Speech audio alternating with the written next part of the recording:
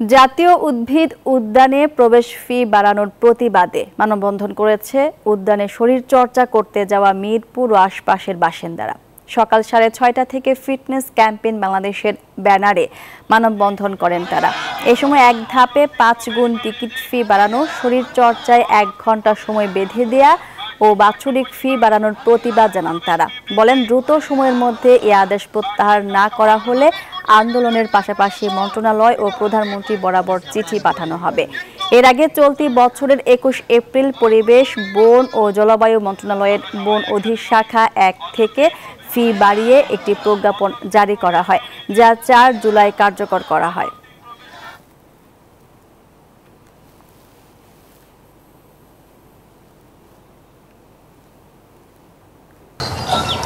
ধন্যবাদ মাহমুদা মনি।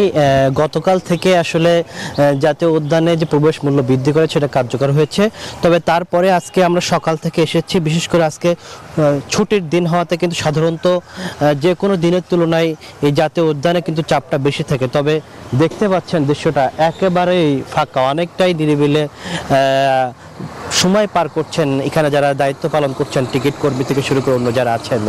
এখানে আমরা যারা সংশ্লিষ্ট টিকিটের সাথে ক্রয় বিক্রয়ের সাথে জড়িত তাদের সাথে কথা বলেছি, তারা বলছেন যে সাধারণত এরকম সময়ের মধ্যে অর্থাৎ 6টার সময় জাতীয় উদ্ভিদ উদ্যানের গেটটা খুলে দেওয়া হয়। তো এখন পর্যন্ত কিন্তু তারা বলছেন যে অন্যদিন সাধারণত 500 অধিক লোক টিকিট ক্রয় করে, কিন্তু আজকে দিনে 100-র মতন টিকিটও কিন্তু এখনও বিক্রি হয় না। ফলে যে দাম বৃদ্ধির, টিকিটের প্রবেশ মূল্য বৃদ্ধির ফলে কিন্তু বড় রকমের একটা প্রভাব পড়েছে। অর্থাৎ অনেকে আসছেন, এসে কিন্তু দাম বৃদ্ধি হওয়ার কারণে কিন্তু অনেকে আবার ফেরতও যাচ্ছেন। এর বাইরেও বলে রাখি, প্রবেশের ক্ষেত্রে সাধারণত অনেক মানুষ কিন্তু সকালে এই জাতীয় উদ্ভিদ উদ্যানের ভিতরে কিন্তু অনেকে এক্সারসাইজ করতে আসেন, ব্যায়াম করতে আসেন, তারাও কিন্তু নানা অভিযোগের কথা বলছেন। সবকিছু মিলায় যখন কংক্রিটের নগরীতে যখন সবুজ উদ্যান বা উদ্ভিদের যখন সংকট, মানুষ যখন প্রাকৃতিক পরিবেশের সাথে একটু সময় কাটানোর জন্য এই জাতীয় উদ্ভিদ উদ্যানকে বেছে নেয়, তখন এ ধরনের মূল্য বৃদ্ধি অনেকটা অযৌক্তিক বলছেন সাধারণ মানুষজন।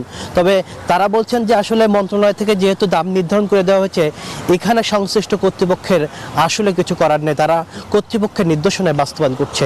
তো এই ছিল জাতীয় উদ্ভিদ উদ্যানের সামনে থেকে আমার কাছে সবশেষ তথ্য।